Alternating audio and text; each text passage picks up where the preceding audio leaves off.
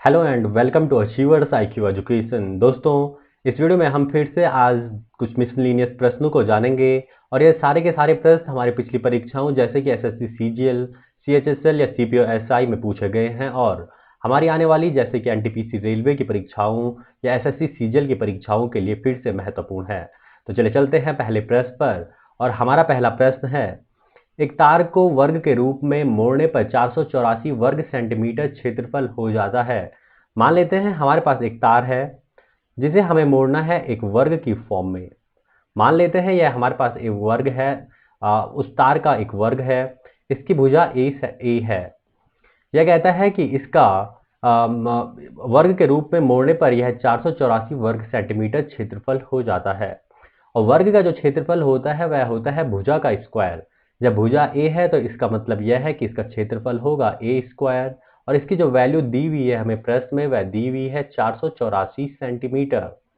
तो ए बराबर होगा हमारे पास अंडर रूट 484 और 484 का वर्गमूल होता है हमारे पास 22। इसका मतलब यह है कि उस वर्ग की जो एक भुजा है वह दी हुई है 22 सेंटीमीटर। आगे चलते हैं और आगे कहता है, इसी तार को वृत्त के रूप में घेरने पर उसका क्षेत्रफल कितना होगा। अब वो कहता है जो ये तार वर्ग के रूप में दिख रही है इसी को यदि हम वृत्त के रूप में मोड़ें तो वह कहता है इसका क्षेत्रफल कितना होगा। देखिएगा, वर्ग का जो वृत्त का जो क्षेत्रफल होता है वह होता है हमारे पास पाई आर स्क्वायर। अब इसमें हमें आर चाहिए। आर अब हमें कहाँ से मिलेगा? हमें आर मिलेगा वृत्त की परिधि से। क्यों? क्योंकि हमारे पास जो वर्ग की परिधि होगी वही वृत्त की परिधि भी होगी और जब वर्ग की एक भुजा 22 सेंटीमीटर है तो इसकी परिधि क्या होगी? वर्ग की परिधि होती है हमारे पास 4a। तो 4a क्या होगा? 4 गुणा a बराबर है हमारे पास 22 तो बराबर 88। इसका मतलब ये है कि वर्ग की परिधि हमारे पास 88 सेंटीमीटर है और यही 88 सेंटीमीटर वृत्त की भी परिधि होगी और वृत्त की परिधि होती है हमारे पास 2 पाई आर और इसकी जो वैल्यू है यहाँ पर वह है 88। तो ये होगा 2 गुणा पाई होता है हमारे पास 22/7 गुणा आर हमें फाइंड आउट करना है बराबर 88। 22 दूना 44, 44 दूना होता है हमारे पास 88 और आर बराबर क्या होगा हमारे पास 7 यहाँ मल्टीपल में जाएगा 2 के साथ और बनाएगा कितना? 14। इसका मतलब यह है कि उस वृत्त की जो हमारे पास त्रिज्या है वह 14 सेंटीमीटर है। तो वृत्त का हमें क्षेत्रफल निकालना है तो वृत्त का क्षेत्रफल होता है पाई आर स्क्वायर। तो पाई बराबर होगा हमारे पास 22/7, आर है हमारे पास 14 तो 14 गुणा 14। 7 से 14 कटा 2 बार, 22 दूना हुआ हमारे पास 44, 44 गुणा होगा 14, 14 चौको 56, 5 कैरी 14 चौको 56 और 5 61 सेंटीमीटर स्क्वायर। हमारा जो ऑप्शन सी है वह बिल्कुल सही आंसर है। चले चलते हैं हमारे अगले प्रश्न पर और हमारा अगला प्रश्न है, दो त्रिभुजों की ऊंचाइयों का अनुपात 4:3 और उनके क्षेत्रफलों का अनुपात 6:7 है तो उनके आधारों का अनुपात क्या है। दोस्तों, जो हमारे पास त्रिभुज का क्षेत्रफल होता है वह होता है 1/2 गुणा आधार गुणा ऊंचाई, बेस इंटू हाइट। देखिएगा, अब हमारे पास दो त्रिभुज दिए हुए हैं जिनकी की ऊंचाइयों का अनुपात 4:3 है, उनका क्षेत्रफलों का अनुपात 6:7 है। इसका मतलब हम इसे बटे में लिख सकते हैं, एक त्रिभुज के क्षेत्रफल के बटे में दूसरा त्रिभुज का क्षेत्रफल। तो देखिएगा, पहले त्रिभुज का क्षेत्रफल है 1/2 गुणा, अब बेस हमें निकालना है तो बेस 1 इंटू इसका जो हमारे पास ऊंचाई अनुपात में है वह है 4 बटा 1/2 गुणा बेस 2 का अनुपात हमें निकालना है इंटू इसकी ऊंचाई का जो अनुपात है वह है 3 बराबर इनका क्षेत्रफल है हमारे पास 6:7 मतलब कि 6/7। 1/2 से 1/2 तो हमारा कट जाएगा, यह हो जाएगा हमारे पास 7 चौको 28 b1 इक्वल टू 6 18 b2। तो b1 रेशियो b2 होगा हमारे पास 18 रेशियो 28। तो यह हो जाएगा हमारे पास 2 नंबर होता है 18, 2 14 होता है 28 तो 9:14। हमारा जो ऑप्शन डी है वह बिल्कुल राइट है। तो चलिए चलते हैं हमारे अगले प्रश्न पर और हमारा अगला प्रश्न है, ABC एक त्रिभुज है जिसकी भुजाएं AC 20 सेंटीमीटर, AB 12 सेंटीमीटर और BC 16 सेंटीमीटर है। दोस्तों सबसे पहले हमें यह देखना होगा कि यह त्रिभुज एक कैसा त्रिभुज है। हो सकता है यह एक समकोण हो सकता है यह समकोण ना हो। तो देखिएगा इसकी भुजाओं से ही इसका पता चलता है। तो देखिएगा यदि हमारे पास यह समकोण है तो समकोण का फॉर्मूला होता है कर्ण का वर्ग बराबर आधार का वर्ग प्लस लंब का वर्ग। और कर्ण हमारे पास सबसे बड़ी भुजा होती है। तो सबसे बड़ी भुजा यहाँ पर कौन सी है? 20। तो 20 का वर्ग होगा हमारे पास 400 बराबर 12 का वर्ग 144 प्लस 16 का वर्ग 256। यह होता है हमारे पास 400 इक्वल टू 400। इसका मतलब यह है कि यह एक समकोण त्रिभुज है। तो चलिए बनाते हैं, यह एक समकोण त्रिभुज है। तो समकोण त्रिभुज हमारे पास कुछ इस तरीके से होगा। मान लेते हैं यह त्रिभुज ए बी सी है। तो चलिए चलते हैं आगे और यह कहता है आगे ई एफ और जी त्रिभुज ए बी सी की मध्य बिंदु है। तो मध्य बिंदुओं को जोड़कर बनने वाले त्रिभुज का परिमाप ज्ञात कीजिए। चलिए मान लेते हैं यह इसका मध्य बिंदु, यह इसका मध्य बिंदु और यह इसका मध्य बिंदु है और इन दोनों को मिलाकर के हमारा त्रिभुज बनेगा। यह त्रिभुज है, मान लेता हूं ई एफ और जी इसके बिंदु हैं और हमें निकालना है इस त्रिभुज का परिमाप क्या होगा। तो देखिएगा इस त्रिभुज जो अंदर वाला त्रिभुज है उसकी जो यह भुजा है यह कर्ण होगी। कर्ण है हमारे पास क्या? ई जी और EG की जो हमारे पास लंबाई होगी वह होगी AC बटा 2। अगला है हमारे पास F एंड G और F एंड G की जो वैल्यू होगी वो होगी हमारे पास AB बटा 2। अगला है हमारे पास EF की जो वैल्यू होगी वो होगी BC बटा 2। इस तरीके से हमारे पास 1/2 को हम कॉमन ले लेते हैं और यह बच जाएगा हमारे पास AC plus AB plus BC। तो यह होगा हमारे पास 1/2 गुणा 20 16 12 टोटल मिला के होगा यह हमारे पास 48। 2 से 48 कटा कितनी बार? 24 बार। इसका मतलब यह है कि अंदर वाले त्रिभुज का जो परिमाप है वह है 24 सेंटीमीटर। चलिए चलते हैं हम अगले प्रश्न पर और हमारा अगला प्रश्न है 11 इकाई ऊंचाई और 5 इकाई त्रिज्या वाले बेलन का कुल पृष्ठीय क्षेत्रफल क्या होगा? तो दोस्तों बेलन का जो कुल पृष्ठीय क्षेत्रफल होता है वह होता है 2 पाई RH प्लस 2 पाई R स्क्वायर। ओके चलिए इसमें थोड़ा हम इसे सरल करते हैं। यहाँ से हम 2 पाई R कॉमन लेंगे, 2 पाई R कॉमन लेते हैं, अंदर बच जाएगा H प्लस R। यहाँ से भी 2 पाई R कॉमन आया, यहाँ एक R बचा, यहाँ पे H बचा, तो यह अंदर वाला H प्लस R बना। ओके तो चलिए इसमें वैल्यूज रखते हैं। यह होगा 2 गुणा 22/7 हम यहाँ पर नहीं लेंगे क्योंकि हमारे पास सारे आंसर पाई की फॉर्म में। तो यहाँ पर हम पाई को एज इट इज रहने देंगे। इनटू R है हमारे पास 5, H है हमारे पास 11 प्लस R है हमारे पास 5। यह हो जाएगा हमारे पास 5 दूना 10 पाई गुणा 16 बराबर 160 पाई।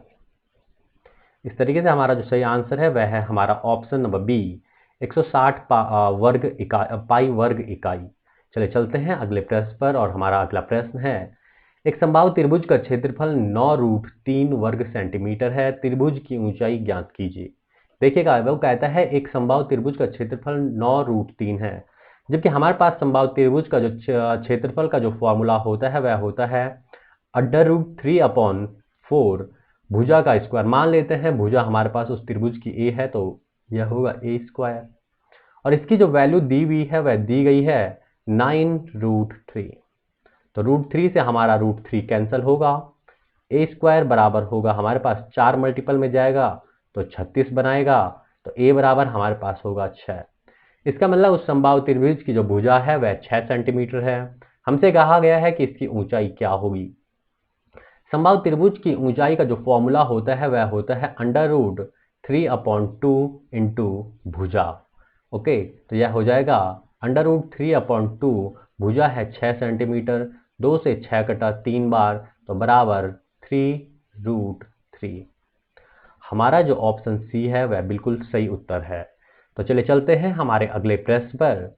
और हमारा अगला प्रश्न है, 30 मीटर ऊंची एक मीनार की चोटी का उसी सतह पर स्थित दूसरी मीनार के आधार से दूसरी मीनार के आधार से उन्नयन कोण 60 डिग्री है। अच्छा देखिएगा, मान लेते हैं यहाँ हमारे पास एक मीनार है, इसकी जो सतह है यहाँ पर एक दूसरी मीनार है, और इस मीनार की जो हमारे पास कहा गया आधार से, यह आधार होगा तो इसका जो एक कोण बन रहा है वह बन रहा है हमारे पास 60 डिग्री। आगे कहता है, और दूसरी मीनार की चोटी का उसी सतह पर स्थित पहली मीनार के आधार से उन्नयन कोण 30 डिग्री है। इसका मतलब पहली मीनार की ऊंचाई से इसका जो एंगल है वह है हमारे पास 30 डिग्री। दोनों मीनारों के मध्य की दूरी और उस दूसरी मीनार की ऊंचाई ज्ञात कीजिए। हमें यह निकालनी है, यह बीच की दूरी हमें निकालनी है और इस मीनार की हमें ऊंचाई निकालनी है। मान लेते हैं इन बिंदुओं का नाम हमारा ए, बी, सी और डी है।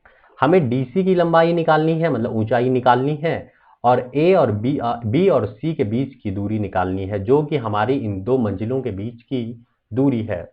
तो चलिए सबसे पहले चलते हैं हम ट्रायंगल ए सी बी में। तो यह होगा 10 60 डिग्री इक्वल टू, यह होगा हमारे पास A B upon B C, और 10 60 होता है हमारे पास √3 इक्वल टू ए बी की जो लंबाई दी हुई है हमारे पास दी हुई है 30 मीटर बटा बी सी। तो BC बराबर होगा हमारे पास 30 बटा √3, और इस √3 से हम एक बार फिर से मल्टीप्लाई करेंगे और इससे फिर से हम डिवाइड करेंगे। तो यह हो जाएगा 30 √3 इंटू √3 हमारे पास 3 से 30 कटा 10 बराबर 10√3। इसका मतलब यह है कि BC इन दो मंजिलों के बीच की जो दूरी है वह है हमारे पास 10√3।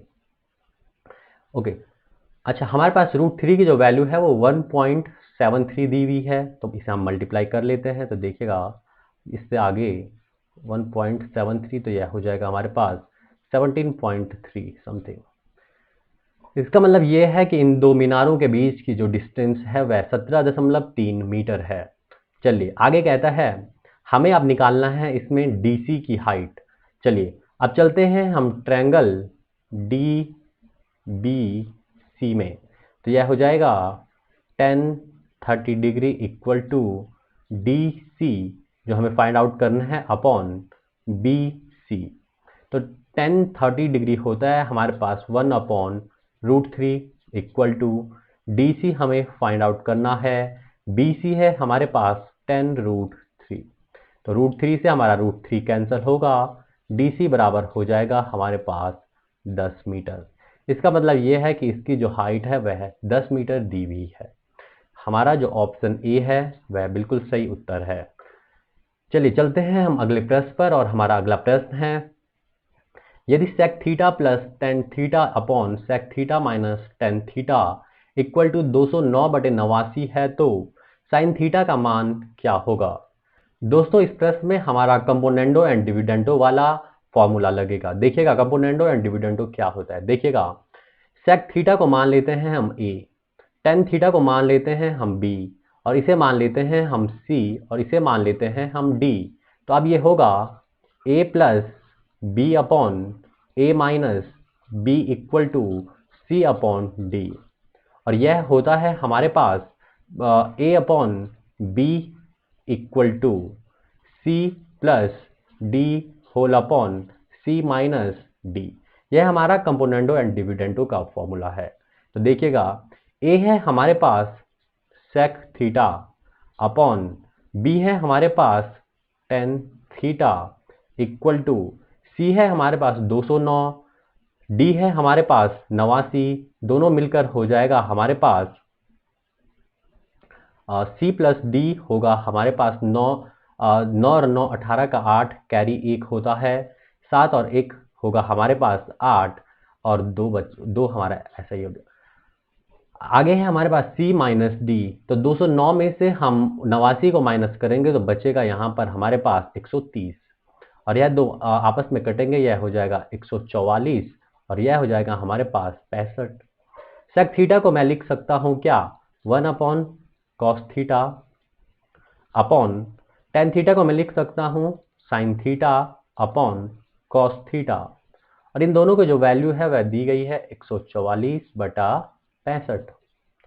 तो कॉस थीटा से हमारा कॉस थीटा कटेगा, हमारे पास बच जाएगा 1/साइन थीटा इक्वल टू 144/65।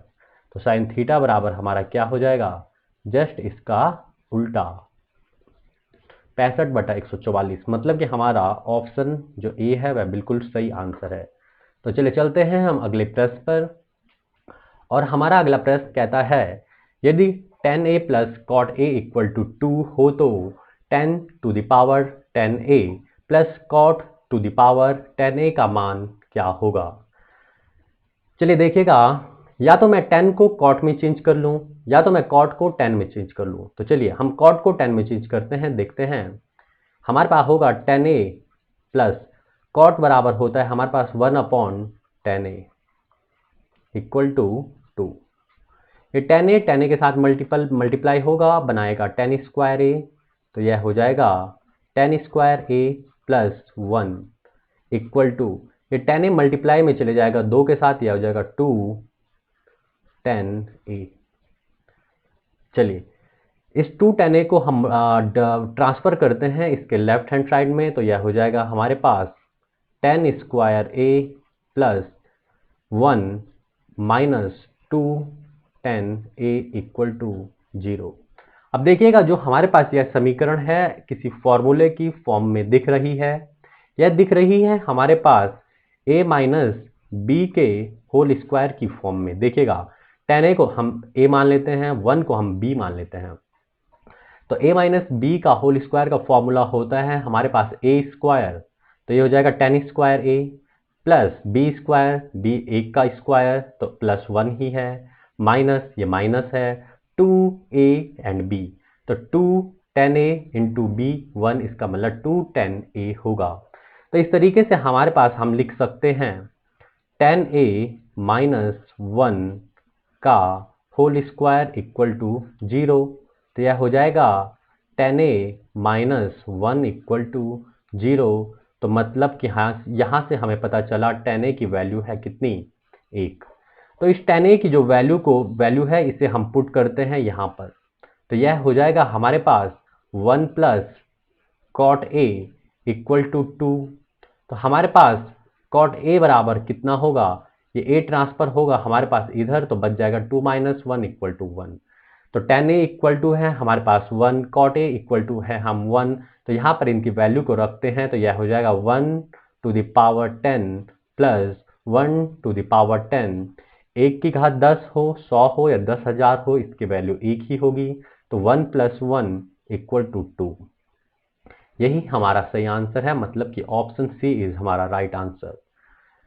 चलिए चलते हैं आगे, और आगे हमारा अगला प्रश्न है tan a plus sine a equal to p तथा tan a minus sine a equal to q। तो हमें बताना है कि इन ऑप्शंस में से किन का कौन सा रिलेशन इन इक्वेशंस के साथ सही होता है। दोस्तों ये हमारा एसएससी सीजीएल के मेंस से लिया गया क्वेश्चन है।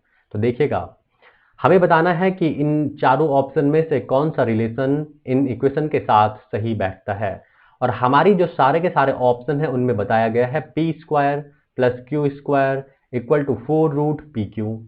फिर से इसमें भी p square minus q square equal to 4 root p Q.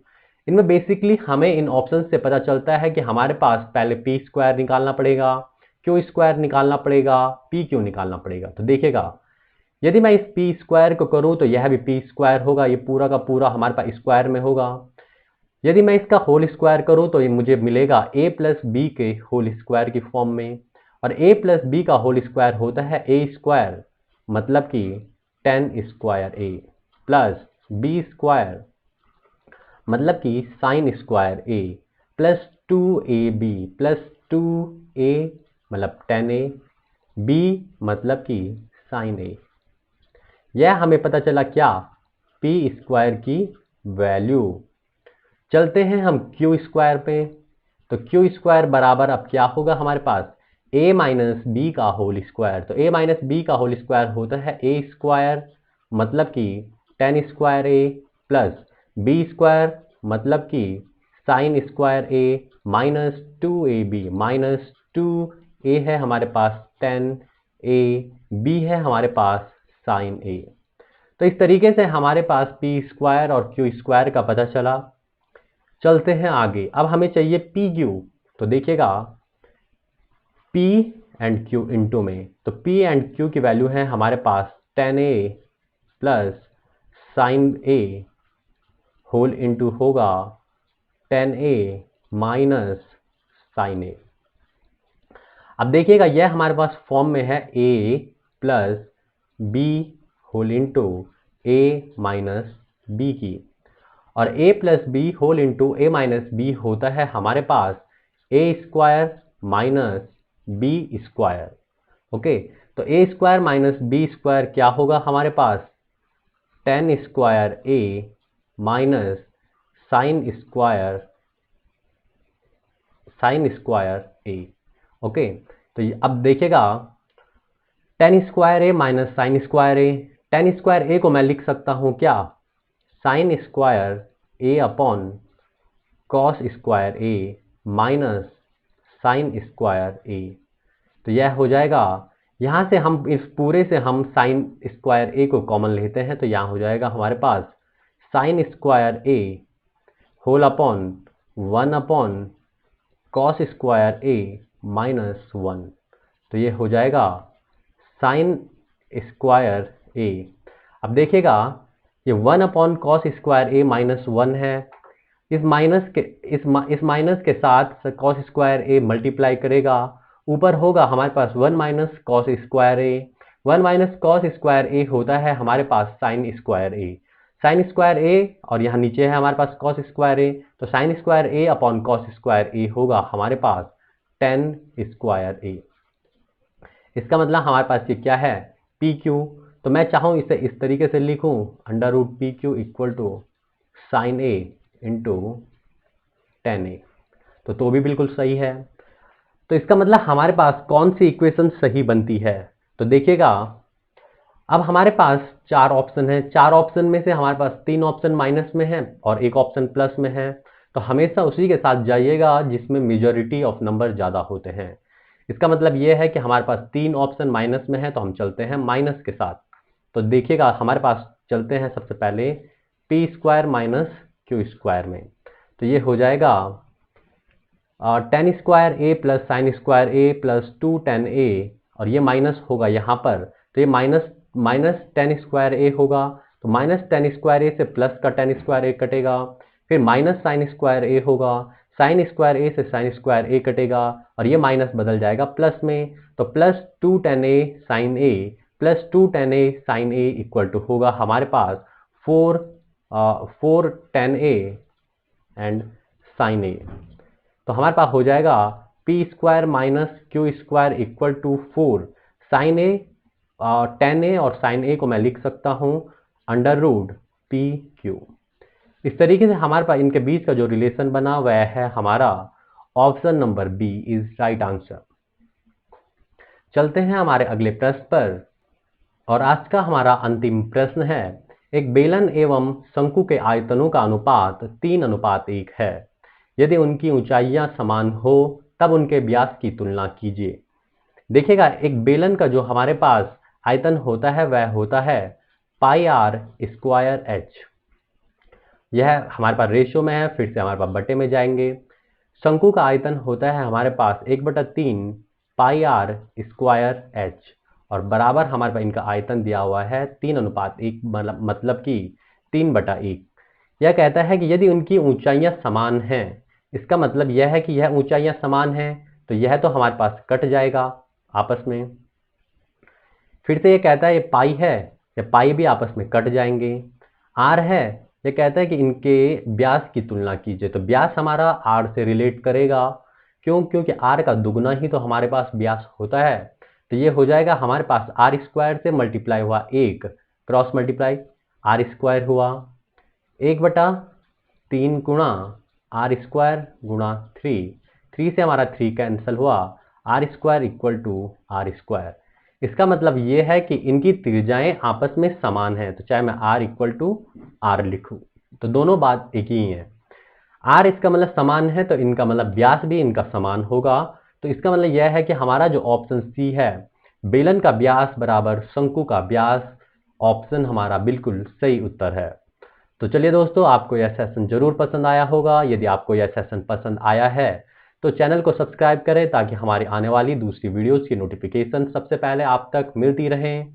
यदि आपको वीडियो पसंद आई है तो वीडियो को लाइक करें, अपने दोस्तों के साथ शेयर करें और कमेंट जरूर करें।